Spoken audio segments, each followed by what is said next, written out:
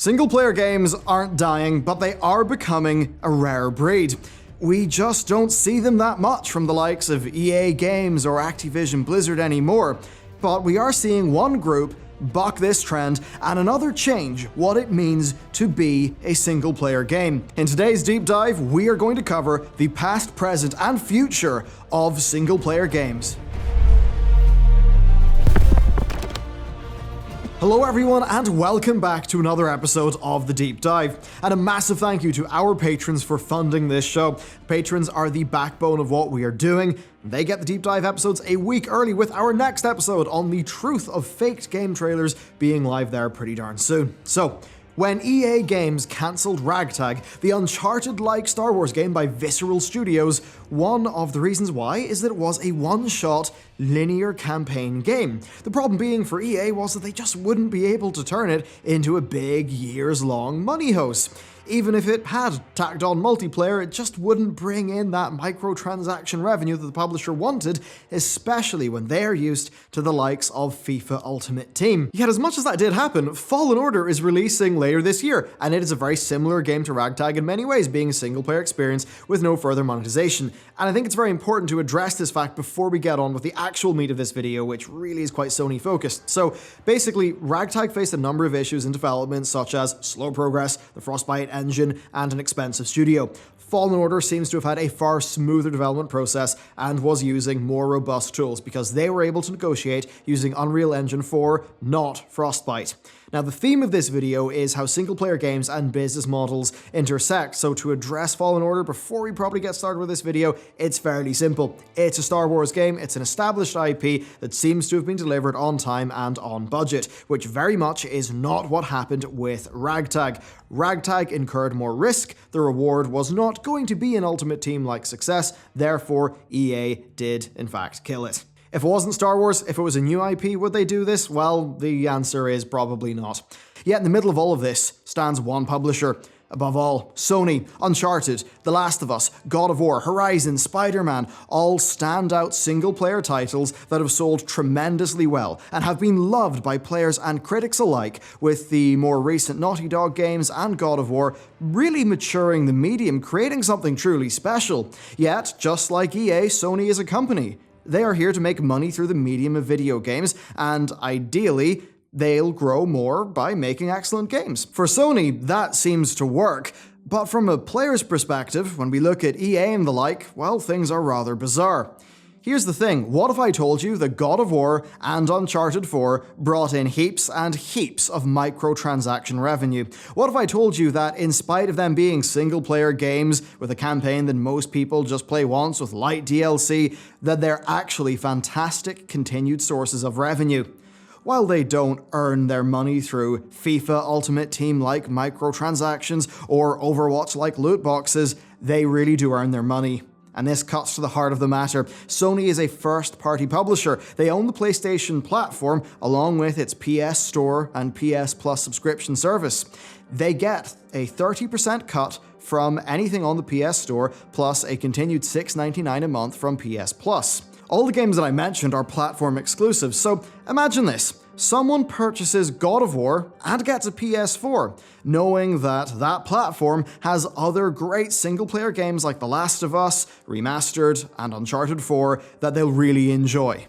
Okay, so with that, Sony get a bunch of upfront revenue from those games. Good for them. Now what if that person sees that PS Plus has some really good games?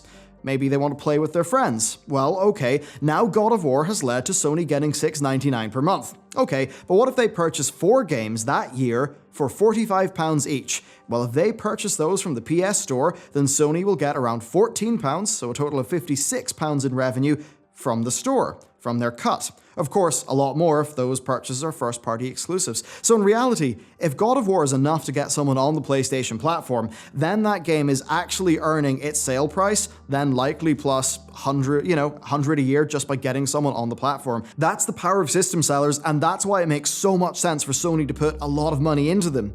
Now, all of that residual income from the PS Store, from PS Plus, those store cuts, well, guess what? EA would not make any of that if they published Ragtag. And that pretty much is why you only see big single-player games from the first-party publishers for whom those games onboard people onto their platform, leading to years-long revenue streams being created.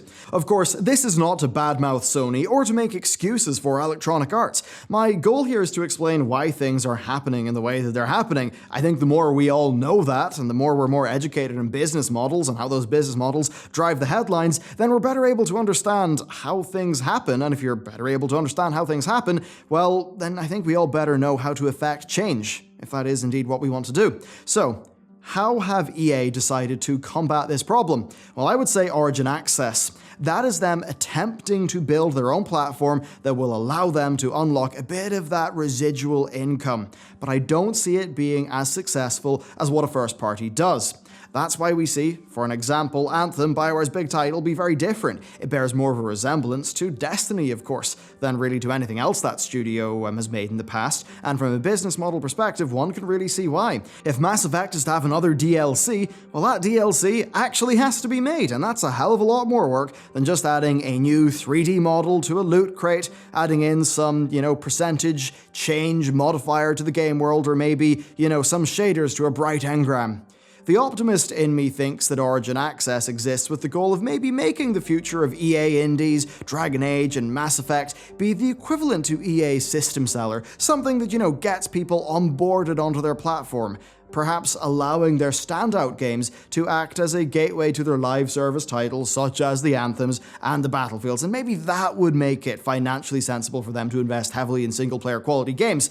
But you know what? I don't really think that's going to happen. EA have been burned by Mass Effect Andromeda, they've obviously cancelled one of their major Star Wars efforts with Visceral Games, Anthem ended up being a big problem, and Dragon Age 4, we now know, very much is going to be a live game. Moving past EA, well, we've seen Activision Blizzard struggle even more. Benching the Blizzard titles for a second, we see that Activision is right now pretty much just Call of Duty.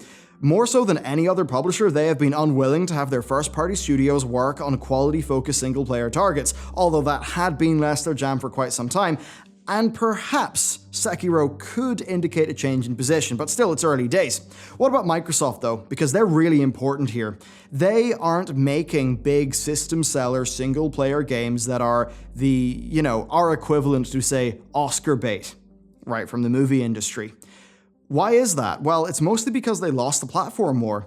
They have embraced cross-platform a lot more. They clearly view Xbox differently, with all future Microsoft games coming out on both Xbox and PC, with them basically just being two different types of hardware that all access the same platform, the Xbox platform, which itself is beginning to evolve. Now, this isn't ideal for Microsoft. They don't get to have that big walled garden that Sony does, complete with the alluring titles like God of War to draw people in. Indeed, Microsoft really has lost out this generation, and unlike Sony, many of their exclusives have fallen flat. They've underwhelmed.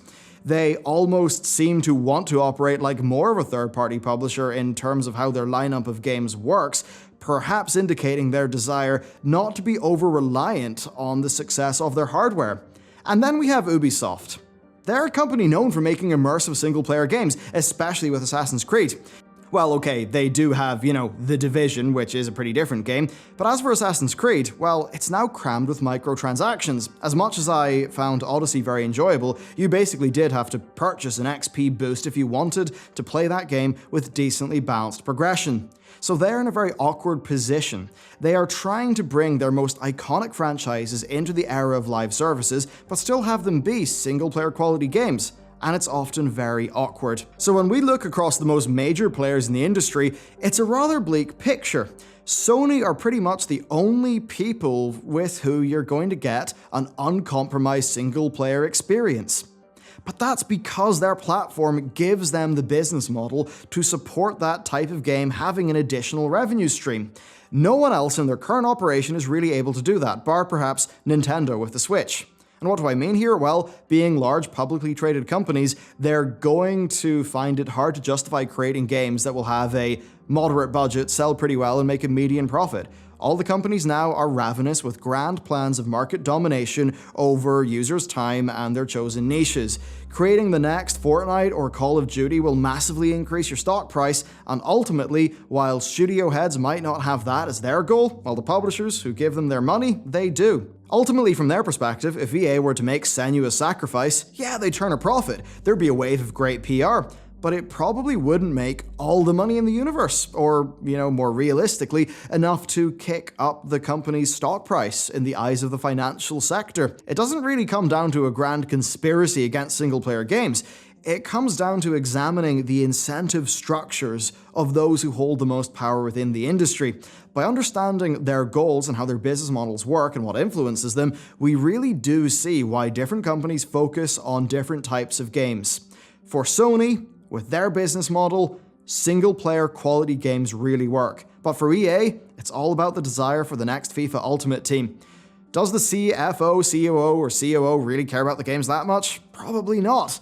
And even if they do, they're probably going to be overridden by the random corporate pressures that exist in that world. So I'm open to the idea of there being nasty operators out there, but for the most part, I think this is a problem of basic economics. Those economics depend on consumer behavior, and it's our choices that create the conditions under which these companies operate. It's not all doom and gloom, though. We do have the likes of Life is Strange, of Senua's Sacrifice, coming out and doing very well indeed. These are examples of games that will never make enough to put you on the Fortune 500, but they are games from competent developers with well-managed budgets and decent marketing that turn a good profit. For companies who are not saddled with layers and layers of corporate overhead, they're actually a fantastic business model, allowing those studios to create some of the industry's most interesting content. And yeah, well, Ninja Theory did get purchased by Microsoft, so I'm a little bit worried about that one, but I think you get the point here. Finally, it's very important to call out when the big publishers actually do well. Many of them do have indie labels. EA's EA Originals label has the likes of A Way Out, Sea of Solitude, Unravel, and Fee. Ubisoft have their own indie initiative, Microsoft published Ori, Square Enix run Square Enix Collective, so some of these publishers could be learning here. While there may be a split in thinking between their indie wings and their main operations, this is another area where our industry could actually see positive growth, perhaps seeing that space of AA games like Senua's Sacrifice be a more regular fixture in our industry, which personally I would love to see, because you know what? As much as all the money in the world can lead to, a beautiful game like God of War, from a, that was really expensive to make perspective, ultimately, creative, beautiful decisions don't require such a high budget. They don't require everything to be absolutely cutting edge and the most expensive available. So that AA space really is where I'm going to be looking for a lot of future innovation. Unfortunately for me, in an era where AAA is basically just companies trying to make big live games, it's just a bit worrying. Now that said, the only other thing I would like to say is, a big grats to Capcom actually, because Devil May Cry sold super well, and that's a game that's actually pretty just stand-up great. Monster Hunter World sold really well, and that's another game that's just a fantastic game. So while many of the big Western publishers may be struggling here, it is worth calling out the people who are doing a pretty good job. So there you go, that is a bit of a deep dive into the various different business models of the big publishers, of the big companies, and how those business models actually dictate the games that they end up making. I hope you found this interesting. The next deep dive is available on the Patreon right now, and a massive thank you to the patrons who helped to make this series what it is. This typically isn't tied to the big headlines of the day, it doesn't pull in the big views, but you know what? This is some of the most enjoyable content to make, and I'm so thankful to them for allowing me to be able to make it. So, thank you very much for watching this video, and with that, I'll see you next time.